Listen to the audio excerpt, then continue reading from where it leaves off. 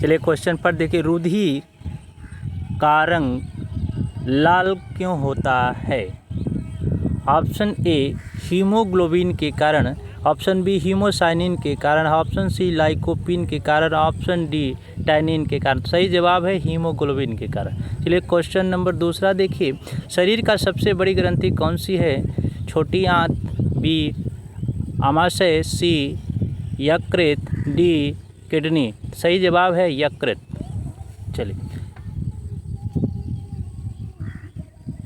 चलिए तीसरा क्वेश्चन देखिए, विटामिन ए की कमी से होने वाला रोग है। ए कह रहा है स्कर्वी, बी कह रहा है रतौंधी, सी कह रहा है कि बेरी और डी कह रहा है कि रिकेट। तो इसका सही जवाब रतौंधी।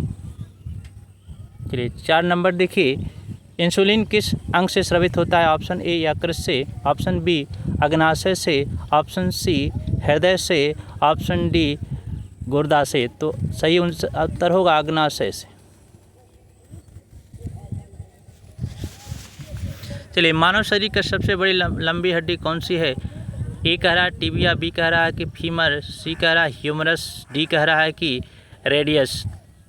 सही जवाब है फीमर। चलिए 6 नंबर, डीएनए का पूरा नाम क्या है?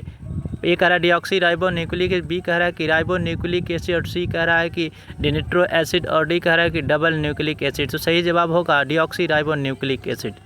चलिए अगला प्रश्न देखिए, प्रकाश संश्लेषण कहाँ होता है? ए कह रहा है कि माइटोकॉन्ड्रिया में, बी कह रहा है कि क्लोरोप्लास्ट में, सी कह रहा है कि नाभिक में, और डी कह रहा है कि राइबोसोम में। सही जवाब होगा क्लोरोप्लास्ट। चलिए अगला प्रश्न देखते हैं 8 नंबर, मनुष्य के हृदय में कितने कक्ष होते हैं? ऑप्शन ए कह रहा है कि 2, ऑप्शन बी कह रहा है कि 3, ऑप्शन सी कह रहा है कि 4, और ऑप्शन डी कह रहा है कि 5। सही जवाब होगा 4।